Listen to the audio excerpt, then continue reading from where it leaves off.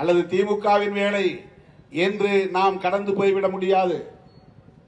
பெரியார் அரசியலை இங்கே கொச்சைப்படுத்துகிறார்கள், விமர்சிக்கிறார்கள் என்றால் அது சிறுபான்மை சமூகத்தினரின் அரசியலை நீர்த்து போக செய்ய முயற்சிக்கிறார்கள் என்றுதான் பொருள்.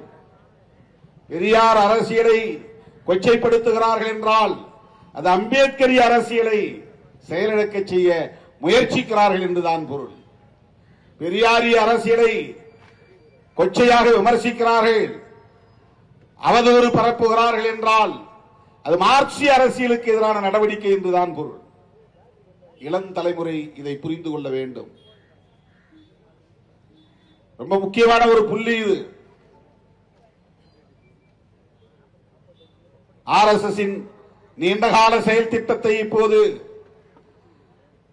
சிலர் பெரியாரை விமர்சிக்கிறோம், திராவிடத்தை விமர்சிக்கிறோம் என்கிற பெயரால் அவர்களுக்கு துணை போகிறார்கள். அதை நாம் வேடிக்கை பார்த்தால் தமிழ்நாடும்